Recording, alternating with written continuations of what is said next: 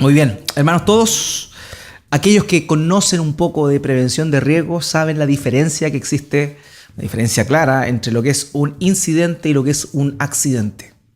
Normalmente dentro de la jerga popular la gente habla de accidentes laborales, pero más bien casi el 90% de los accidentes laborales no son accidentes como tal, sino más bien representan incidentes. ¿Cuál es la diferencia entre un accidente y un incidente? Es bastante clara. Tiene que ver con la responsabilidad de la persona que está sufriendo el evento en particular.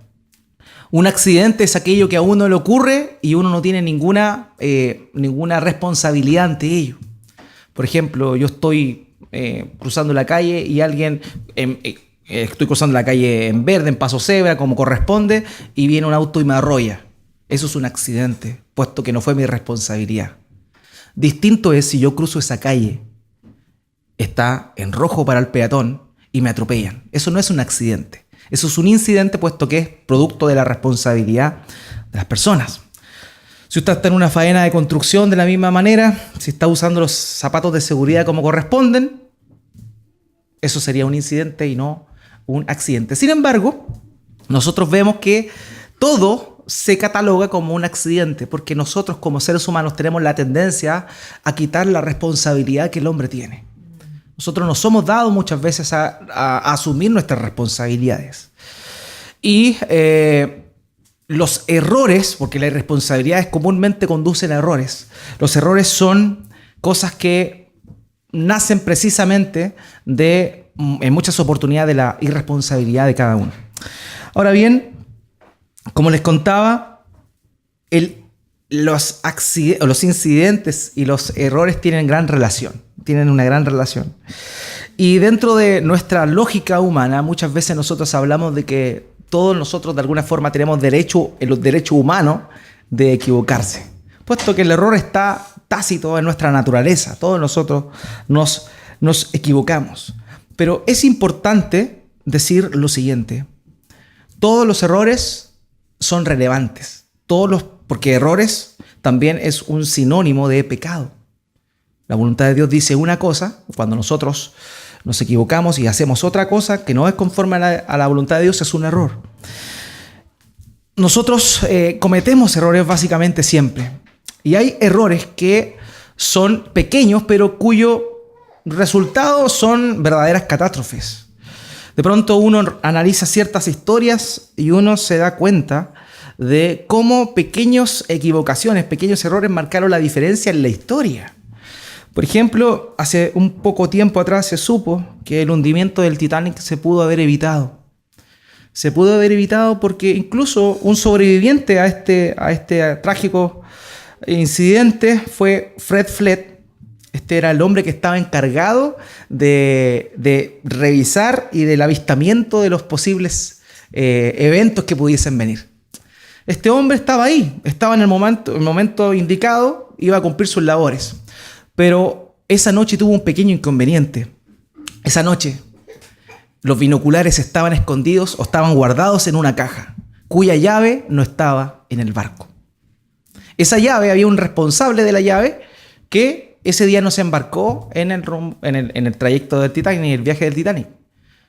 Se dan cuenta, un pequeño error produjo algo bastante significativo. Y es así como también vemos otros acontecimientos dentro de la misma historia. Por ejemplo, es conocido por todos cómo el Imperio Romano cayó. Primero cayó en Occidente, en manos de los pueblos germánicos, pero también años después, en el 1453 específicamente, el Imperio Romano Oriental cae en manos de los otomanos, de los turcos otomanos. Constantinopla era la capital donde ahí se concentraba todo el poder del Imperio Romano Oriental. Y en Constantinopla era conocida por ser una ciudad amurallada bastante poderosa. Nadie podía hacerle frente, nadie podía ingresar a su territorio, nadie podía atravesar las murallas, nadie podía romper las puertas, puesto que eran muy, muy gruesas y de bastante seguridad. Sin embargo, ese año, en 1453, el Imperio Romano Oriental cae porque al guardia se le olvidó cerrar la puerta. Cosas tan pequeñas como esas tienen trascendencia importante y muchas veces nosotros tendemos a minimizar nuestros errores, tendemos a minimizar el pecado. Y lo que nosotros vemos acá, en particular en la historia de Daniel, es un hombre que precisamente no hace eso. Él es un hombre totalmente contrario y nos da a nosotros ciertamente un patrón y nos da un ejemplo increíble.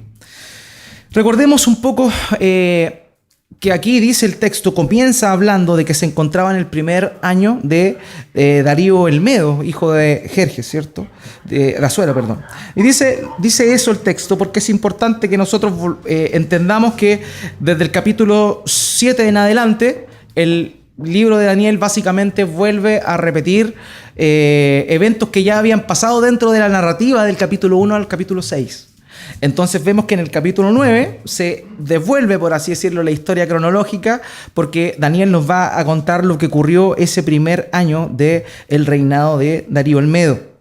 Ahora, vemos que él estaba más que claro que el imperio babilónico iba a caer, y sobre todo en manos de los medos y persas. Recordemos, en el capítulo 2 es el mismo Daniel quien traduce la visión, el sueño que Nabucodonosor tuvo de la estatua a la cual la cabeza de oro la sucedía que el pecho y los brazos de plata. Y eso significaba implícitamente el imperio medo-persa. Él sabía que eso iba a ocurrir. De la misma manera, cuando ve las visiones que analizamos la semana pasada de Daniel capítulo 7, él ve a la segunda bestia, ¿cierto? La segunda bestia esta que era como un oso, y que tenía unas 3 costillas en la boca. Esa misma bestia que ve él representaba también al imperio medo-persa. Él sabía, tenía claridad por medio de las visiones que el imperio babilónico iba a caer. Sin embargo, nosotros vemos aquí algo bastante curioso y que nos muestra el corazón de Daniel. Daniel había tenido estas visiones. Él sabía que después de la caída del reino medo-persa, del imperio babilónico, iba a venir el medo-persa y eso iba a garantizar la libertad y la vuelta de la nación judía a sus tierras. Él había tenido la visión, pero él, más allá de sujetarse a esa visión, este versículo número 2 nos dice algo interesantísimo. Dice que él estaba indagando en los libros. La certeza de Daniel no estaba en las visiones que él tuvo, pese a que eran directamente de Dios.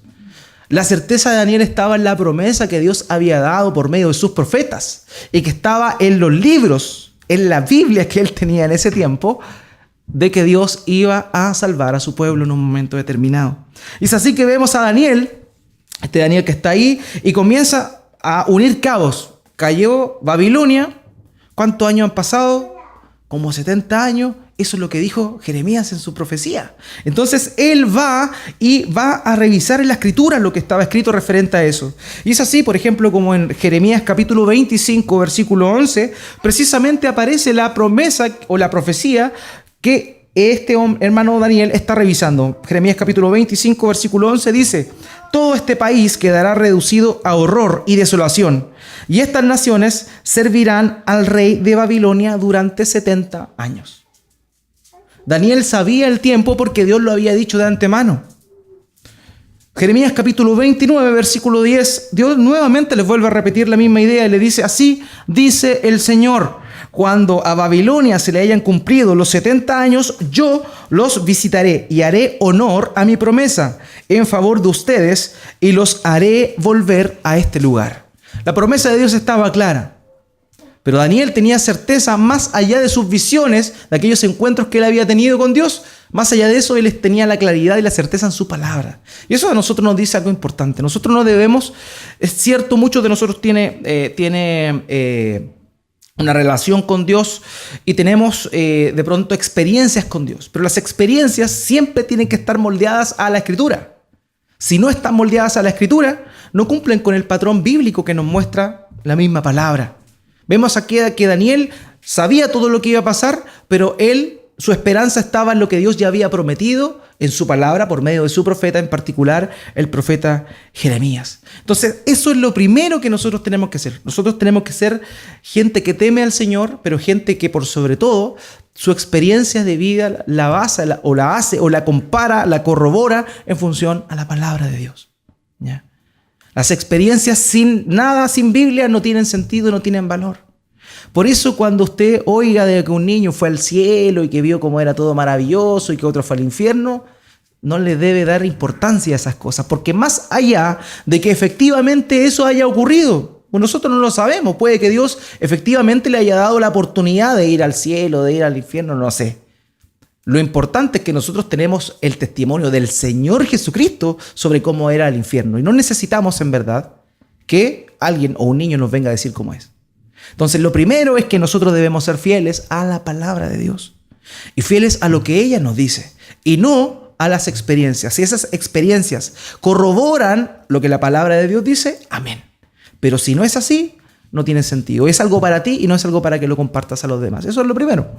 Pero también vemos nosotros que Daniel, en esta oportunidad, al ver que el tiempo se acercaba, le pasó algo. Le pasó algo que es bastante importante y curioso. Dice, cuando él vio esto, revisó los libros, él se afligió. Es como raro eso, porque la promesa de Dios se había cumplido, el tiempo había pasado, los 70 años se habían cumplido y eso indicaba que ellos iban a volver a su lugar de origen, a su nación. Eso obviamente produce gozo. Pero aquí vemos a Daniel afligido. Ahora la pregunta es, ¿por qué Daniel estaba afligido? Daniel estaba afligido porque él conocía la situación real. Él sabía, porque era un hombre que conocía la Escritura, que para que la promesa de Dios se cumpliera era necesario también algo de parte del pueblo de Dios. La promesa no se iba a cumplir así sin más. La promesa demandaba algo. Ellos iban a volver a su pueblo, pero era necesario algo que el pueblo debía manifestar. Y que incluso el día de hoy cada persona que quiere acercarse y volver a Dios tiene que manifestar, que es arrepentimiento. Esa es la razón por la cual Daniel se acongoja en su corazón, se aflige, porque él sabe que la promesa de Dios no se va a cumplir si no hay arrepentimiento. Y él comienza de esa manera a arrepentirse. Él conoce la Escritura. Fíjense lo que aparece, o anótenlo por ahí, lo revisan en casa. Yo lo voy a leer ahora. Deuteronomio capítulo 4, versículos 26 al 31. Esto es Deuteronomio, hermanos. Esto lo escribió Moisés antes de despedirse del pueblo. Fíjense lo que dice Dios aquí al pueblo de Israel en Deuteronomio. Esto ocurrió en la tierra de Moab, antes de que ellos entrasen a la tierra prometida. Dice: hoy pongo al cielo y a la tierra por testigos contra ustedes, de que muy pronto desaparecerán de la tierra que van a poseer al cruzar el Jordán. Todavía no habían ingresado y él ya le estaba diciendo que iban a perder lo que Dios le había prometido. No vivirán allí mucho tiempo, sino que serán destruidos por completo. El Señor los dispersará entre las naciones y entre todas ellas solo quedarán esparcidos unos pocos. Allí ustedes adorarán a dioses de madera y de piedra, hechos por seres humanos, dioses que no pueden ver ni oír, ni comer ni oler. Pero si desde allí buscas al Señor tu Dios con todo tu corazón y con toda tu alma, lo encontrarás. Y al cabo del tiempo, cuando hayas vivido en medio de todas esas angustias y dolores, volverás al Señor tu Dios y escucharás su voz. Porque el Señor tu Dios es un Dios compasivo que no te abandonará ni te destruirá, ni se olvidará del pacto que mediante juramento hizo con tus antepasados. Para que la promesa de Dios de que ellos iban a volver se cumpliera, Daniel tenía la certeza, por medio de que conocía la Escritura, que era necesario que hubiera arrepentimiento de parte del pueblo. Por eso vemos acá que lo primero que manifiesta, pese a que evidentemente él estaba feliz, él estaba gozoso de que la promesa de Dios se iba a cumplir, es la realidad. Él no desconoce la realidad. Él sabe que ellos están cautivos, fueron llevados de ese lugar, se fueron de su tierra producto del pecado. Es por eso que Daniel se aflige en su corazón, porque él no obvia la situación en la cual su pueblo se encuentra. Y para ello, para que la promesa de Dios se hiciera efectiva, era necesario el arrepentimiento. Hermanos, sin arrepentimiento no hay nada. Porque el arrepentimiento es aquello que nos da Dios. Incluso ni siquiera nace del corazón del hombre. Es algo que Dios nos da. Dios nos concede el arrepentirnos. Pero eso implica un sacrificio tremendo al ego del ser humano. Aquí vemos a un hombre como Daniel, ya sabemos las posiciones que utilizó Daniel, las posiciones sociales que él tuvo. Estuvo al mando de prácticamente todo el imperio muchas veces, y no tan solo con un rey, Nabucodonosor, sino también lo vemos aquí con Darío. Puesto entonces que Daniel tenía condiciones o tenía la facilidad de poder haberse jactado, pero vemos aquí que él no se jacta de ninguna manera, más bien lo que hace es reconocer el pecado del pueblo, y eso es tremendo, hermanos. La promesa decía que si ellos estaban en esa tierra, estaban deportados, estaban en otra, pero si en ese lugar ellos buscaban al Señor con todo su corazón y con toda su alma, ellos lo iban a encontrar y Dios iba a cumplir su promesa. Daniel no esperó reunir el pueblo para hacer esto, y esto es interesante. Daniel no esperó, oye, si el pecado es de todos, voy a juntar a todos los judíos que conozco acá para que pidamos perdón. Él no hace eso. Él toma la iniciativa. Y él, en su intimidad con Dios, comienza a afligirse y comienza a derramarse delante de Dios y a buscar a Dios. Muchas veces nosotros esperamos que las cosas se desarrollen de una manera colectiva. Muchas veces las iglesias cristianas, y paréntesis antes de enunciar esto, yo no estoy en contra de lo que voy a decir, lo avalo con todo el corazón, lo hice muchas veces, ¿ya? Así que no piensen que estoy hablando mal de ello. Pero muchas iglesias cristianas concentran toda su atención en actividades evangelísticas, donde toda la iglesia participa, lo cual está bien y bien bonito es, ¿ya? No, vuelvo a repetirlo. El punto es que muchas veces la iglesia espera la masa para poder realizar lo que debe realizar de manera individual. Porque es mucho más fácil sumarnos a la masa y predicar el evangelio cuando estamos con más que cuando estamos solos.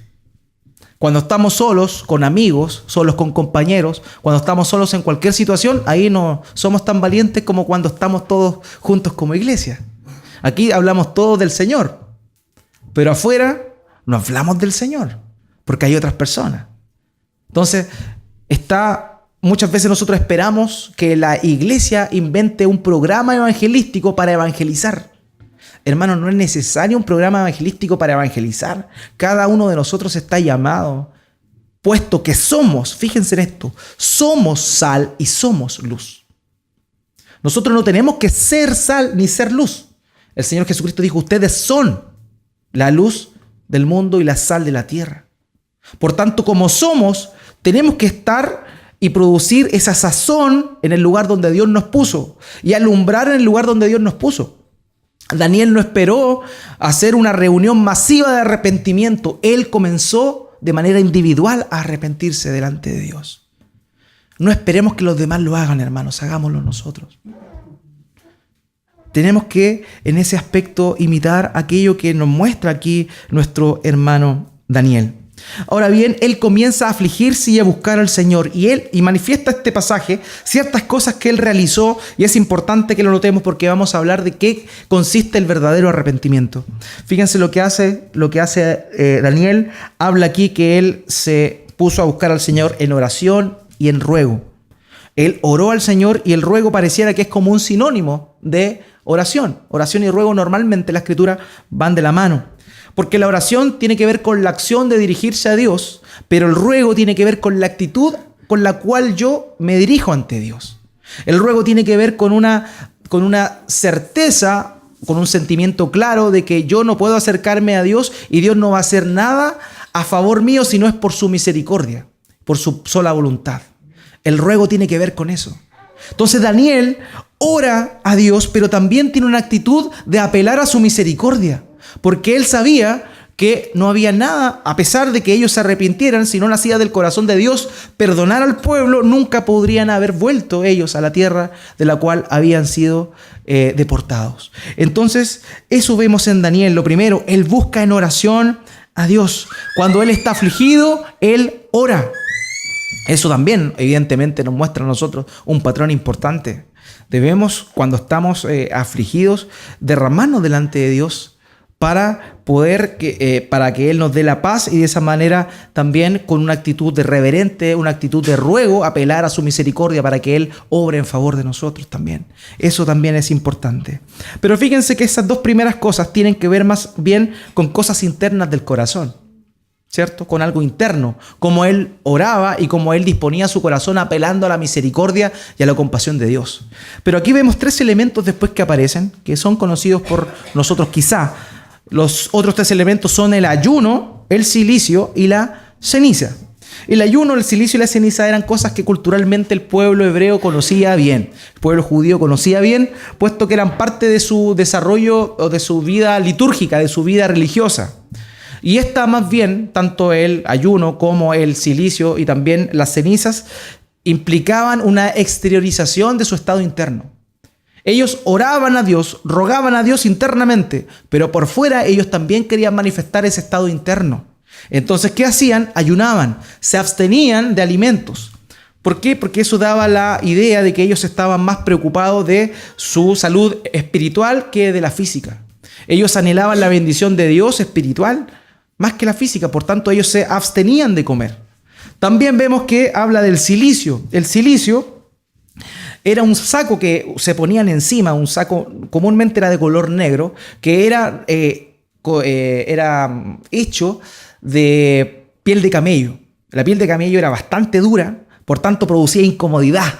¿Ya? Ellos se ponían un saco encima y ese saco los producía incomodidad. También tenía esa misma idea de manifestar o exteriorizar esa congoja interna, esa aflicción interna, poder exteriorizarla, que los demás también vieran la situación en que la persona estaba pasando. Y la ceniza, ellos echaban ceniza sobre su cabeza, o tierra muchas veces sobre su cabeza para manifestar también su dolor, su aflicción. Si usted lo nota bien, estos antecedentes son los que nosotros vemos en el libro de Job. Cuando Job está pasando por aflicción, él hace cada una de estas cosas. Era algo común en la cultura de aquel entonces. Pero vemos aquí dos cosas. Vemos en primer lugar una aflicción del corazón, ¿cierto? Una aflicción interna, pero también una manifestación externa de ese dolor. Daniel no estaba con la cara llena de risa en este momento, ¿ya? Daniel estaba afligido. Él estaba afligido. Entonces, lo que estaba en su corazón, producto del pecado del pueblo, él también lo exterioriza por causa de estas cosas, de estos elementos. Ahora, el verdadero arrepentimiento incluye esto. Incluye una aflicción interna del corazón y también una manifestación exterior. El problema es que muchas veces se da una cosa y no la otra. Por ejemplo, los fariseos eran conocidísimos porque ellos siempre, cualquier cosa se rasgaban las vestiduras, cualquier cosa se echaban silicio en la cabeza, cualquier cosa se ponían, se sacaban el saco de silicio y se echaban ceniza en la cabeza. Ellos eran conocidos por eso. El problema era que su corazón no estaba arrepentido de verdad. Entonces ellos exteriormente manifestaban arrepentimiento, pero por dentro el Señor Jesucristo dice que eran sepulcros blanqueados, que por fuera estaban adornaditos, pero por fuera era un montón de huesos podridos. Eso es lo que el Señor Jesucristo le dice. El verdadero arrepentimiento es como lo muestra el hermano Daniel. Un arrepentimiento que se manifiesta internamente, pero también externamente. En el corazón uno se arrepiente, pero también con el actuar eso queda de manifiesto. Por eso es importante notar esto. El arrepentimiento es parte de toda la persona. Uno por completo se arrepiente y eso se manifiesta interna y externamente. Hace unos días atrás nosotros vimos cómo unos hombres, ¿cierto?, mataron a palos a una señora en Santiago por robarle 5.000 pesos y un teléfono. Y vemos las grabaciones, nos muestran cómo ellos salen corriendo, riéndose. Después le preguntan si están arrepentidos. ¿Quién va a creer en un arrepentimiento como ese? Puede que él diga de la boca hacia afuera, sí estamos arrepentidos, pero lo que muestra la cámara no muestra un arrepentimiento. En ese momento él no estaba arrepentido de lo que estaba haciendo. Tanto lo interno como lo externo tienen que ir de la mano. No sacas nada también tú con mostrar una actitud de arrepentimiento cuando por dentro no lo eres.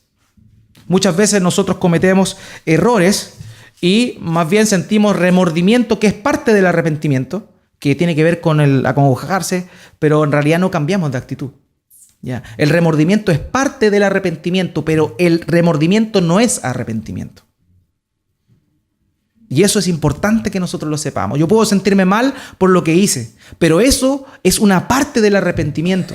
Aparte de sentirme mal, yo tengo que cambiar. Tiene que cambiar mi actitud, tiene que cambiar mi actuar, tiene que cambiar mis pensamientos. Eso es el arrepentimiento, tanto lo interno como lo externo.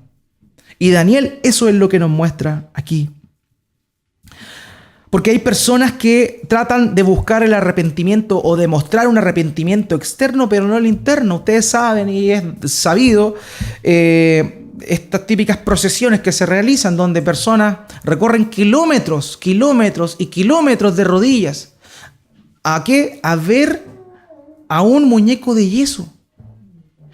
Y después siguen todo el resto del año pecando como quieren. ¿Eso es arrepentimiento?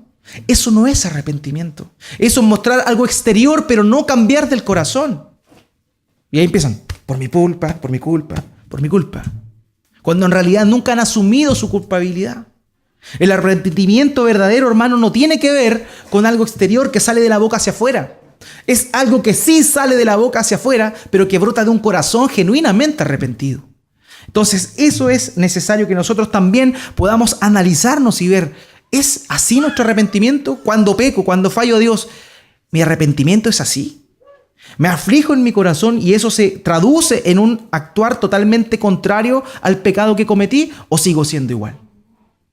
Lo interno y lo externo van de la mano. Si tú aparentas ser o ser una persona que se arrepiente de verdad, pero no lo haces de corazón, genuinamente, tú eres un falso. Y el Señor le dijo a los fariseos, hipócrita. Un hipócrita era alguien que usaba una máscara, que era otra persona debajo de esa máscara. A eso se está refiriendo. ¿Cómo ha sido nuestro arrepentimiento, hermanos? ¿Como el de Daniel? ¿O ha sido un arrepentimiento como el de los fariseos? Tenemos que analizarlo, tenemos que ver nuestro corazón y derramarnos ante Dios. Lo segundo importante que nos muestra este pasaje, hermanos míos, es que Daniel reconoce el pecado personal. Fíjense bien en esto. Daniel, cuando llega a Babilonia deportado, aproximadamente tenía 18 años. ¿Ya? Los 18 años de ese tiempo no son como los 18 años de nuestros tiempos. La gente era más inocente en ese tiempo, puesto que no había, igual era pecadora, por cierto, pero era más inocente, puesto que no habían tantos facilitadores para que la mente se pervierta tanto. Sin embargo, Daniel, reconoce su pecaminosidad. Él reconoce su culpa de haber fallado a Dios como parte del pueblo y producto de esa falla, de ese pecado, Dios los llevó a esa nación babilónica. Entonces, eso es importante. Aquí vemos que Daniel tiene una actitud y pide perdón por algo que probablemente él no era el gran culpable del pecado de Israel. Sin embargo, él reconoce que su pecado, que él cometió, por cierto, porque era un pecador, por muy pequeño que haya sido, por muy diminuto que haya sido, era grande y había ese error, ese que había realizado, era gatillante también del mal que le estaba pasando a la nación entera. Un hombre que tenía en ese tiempo 18 años, 70 años después, pide perdón como si hubiese sido el más grande de todos los pecadores. Vemos que en el versículo 5 y 6 dice, fíjense en esto, hemos pecado, hemos cometido iniquidad, hemos hecho impíamente y hemos sido rebeldes y nos hemos apartado de tus mandamientos y de tus ordenanzas. No hemos obedecido a tus siervos los profetas, que en tu nombre hablaron a nuestros reyes, a nuestros príncipes, a nuestros padres y a todo el pueblo de la tierra. Daniel reconoce el pecado de todos como si fuera de él solo. A él no minimiza el pecado. Porque probablemente, como les decía, no haya cometido quizá tantos pecados en ese tiempo.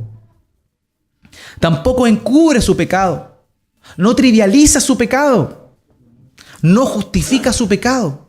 Lo que hace es reconocerlo. Es reconocerlo.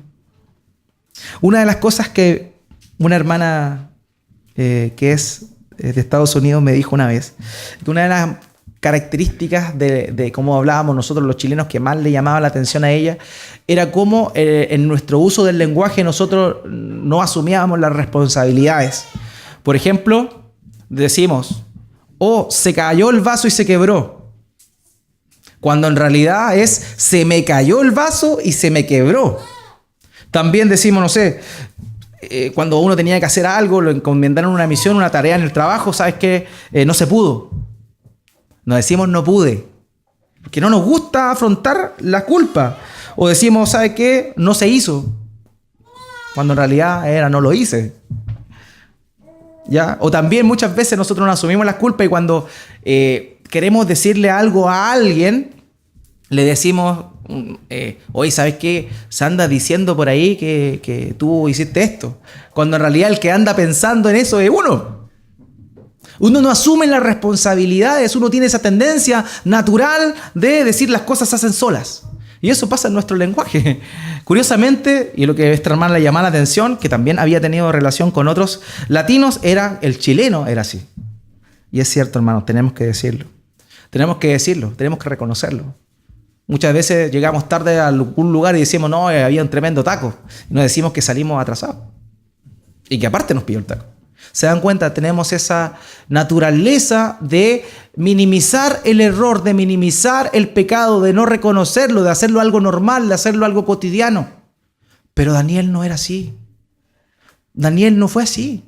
Daniel se consideró que su pecado era tan grave como para decir, hemos pecado, hemos cometido iniquidad, hemos hecho impíamente, hemos sido rebeldes. Él reconoce el pecado. Él no le hace el quite al pecado. Por eso mismo, hermanos míos, no debemos nosotros ser así, debemos reconocer nuestra pecaminosidad.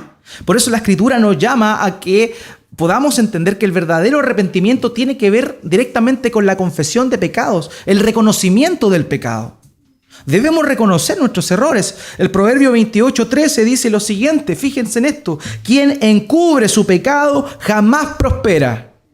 Quien lo confiesa y lo deja, halla el perdón. Arrepentimiento interno y externo. Quien lo confiesa y lo deja.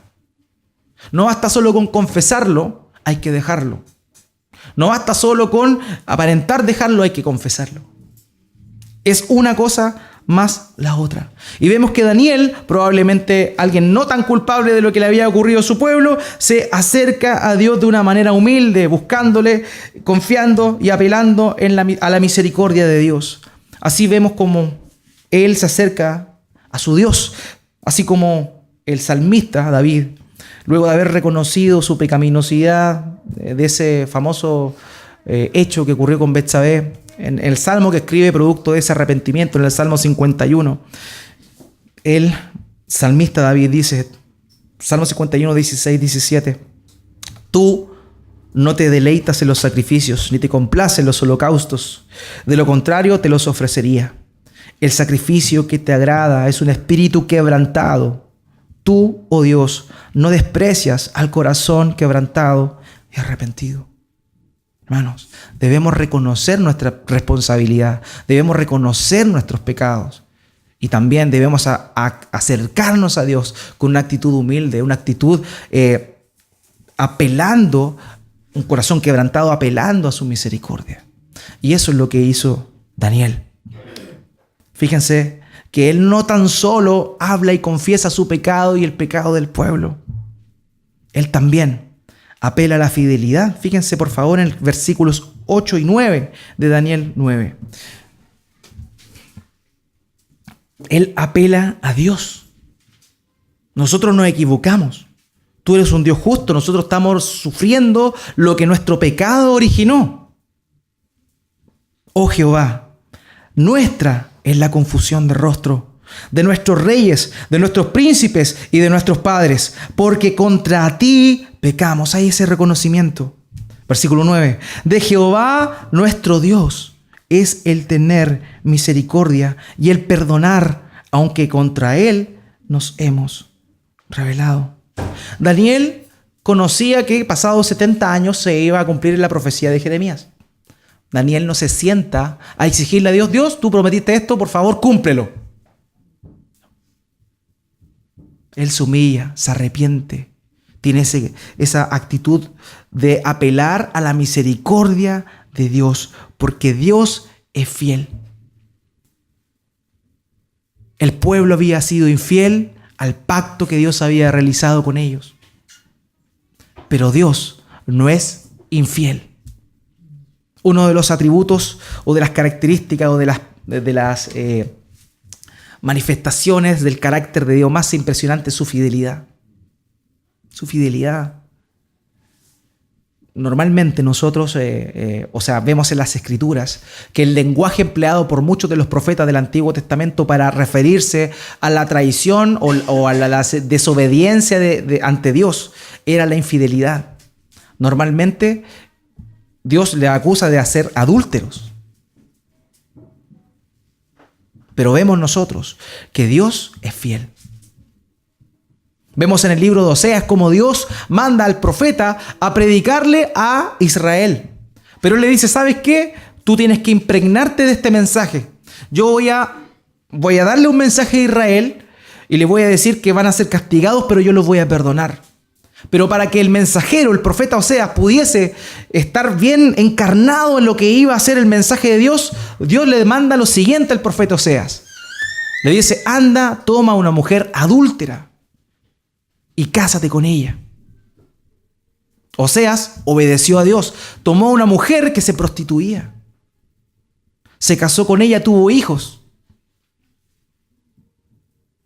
Finalmente esa mujer se va del lado de Oseas y Dios mueve a Oseas a que vaya en búsqueda de esa mujer para mostrarle en carne propia el perdón de Dios, la misericordia de Dios, la fidelidad de Dios. Nosotros somos infieles, pero Él permanece fiel.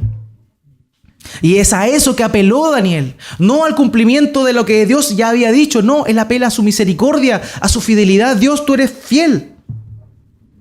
El versículo 5 de Salmos, anótelo, Salmo 36, 5, anótelo por ahí, dice lo siguiente: tu amor, Señor, llega hasta los cielos. Tu fidelidad alcanza las nubes. Obviamente esa es una figura, porque el ser humano lo más alto que puede observar no es el espacio, no son las estrellas en el universo. No, sino más bien son las nubes. Lo primero que alcanza a ver, lo más alto que ve.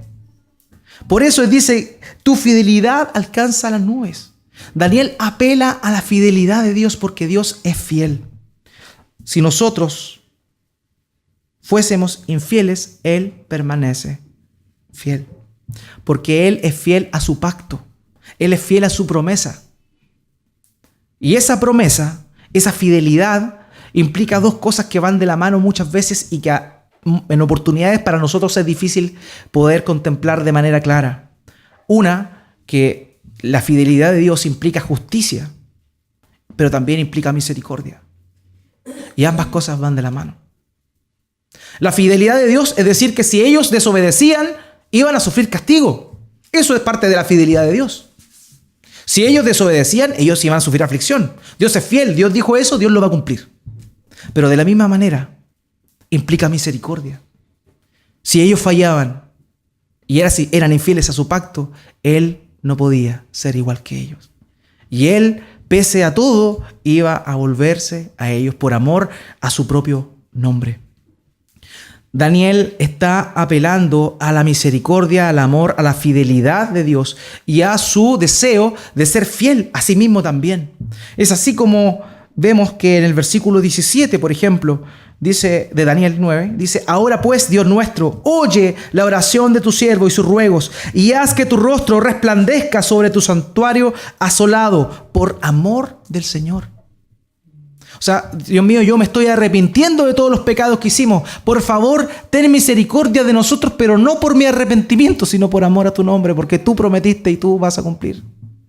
No está apelando a la acción que él está realizando, está apelando a la fidelidad de Dios para consigo mismo. Dios salva por amor, obviamente, al objeto de su salvación, pero también porque es fiel a sí mismo. Salmo 25:11 dice lo siguiente: por amor a tu nombre, Señor, perdona mi gran iniquidad. Fíjense, el salmista no dice por amor a mí, que soy bueno. No, dice por amor a tu nombre. Perdona mi gran iniquidad. Porque Dios perdona por el amor que Él tiene para consigo, porque Él es fiel. Y como Él lo prometió, Él lo cumple. Es así que la fidelidad de Él no se compara en nada con la nuestra. En nada. Y el apóstol Pablo en 2 Timoteo capítulo 2, versículo 13, dentro de una hermosa doxología que aparece ahí, un hermoso salmo, dice: si somos infieles, Él sigue siendo fiel, ya que no puede negarse a sí mismo. Vemos aquí un hombre, Daniel, que intercede por su pueblo, intercede por sus pecados, intercede por su pueblo. Vemos a un hombre que sufrió aflicción por ver la situación en la cual ellos se encontraban. Vemos un hombre que reconoció su condición, no la minimizó. Un hombre que vio su pecado y no lo calló, sino que lo proclamó, lo confesó. Un hombre que confiaba en la promesa de Dios, que más que en el arrepentimiento genuino que ellos podían mostrar, era la promesa que Dios mismo había hecho consigo mismo. Era un hombre que sin duda conocía a Dios, Daniel. Daniel es un ejemplo claro de intercesor. Sin embargo, Daniel fue un intercesor por su pueblo, reconoció su pecado y se humilló. Alabó a Dios por su fidelidad y producto de todo eso el pueblo fue salvado. Pero nosotros tenemos un nuevo intercesor. Un intercesor mejor que Daniel, quien se puso ahí entre medio para interceder por su pueblo ante Dios. Nosotros tenemos un intercesor que no tuvo pecado. Un intercesor que se humilló siendo que él no era culpable. Tenemos un intercesor que alabó a Dios por su fidelidad. Y esa fidelidad implicaba justicia y a la vez misericordia. Pero para que la misericordia pudiese desarrollarse y llevarse a cabo, también era necesario en esa fidelidad de Dios que se aplicara la justicia. Y Él en su persona, en su propia persona, el Padre aplica su fidelidad a su pacto. La paga del pecado es muerte. Tú y yo merecíamos morir. Y Cristo asumió esa muerte espiritual en su propio cuerpo. Hermanos, tenemos un mejor intercesor que Daniel. Mejor que Daniel es Cristo. Mejor que Daniel es Cristo. Ese intercesor fue entregado por nuestros pecados, siendo que Él no era culpable. Y ese intercesor venció a la muerte, siendo resucitado por el poder del Espíritu Santo al tercer día, siendo ascendido unos cuantos días después de eso. Y ese intercesor, el día de hoy, está sentado a la diestra del Padre, esperando volver cuando llegue el momento oportuno a reinar.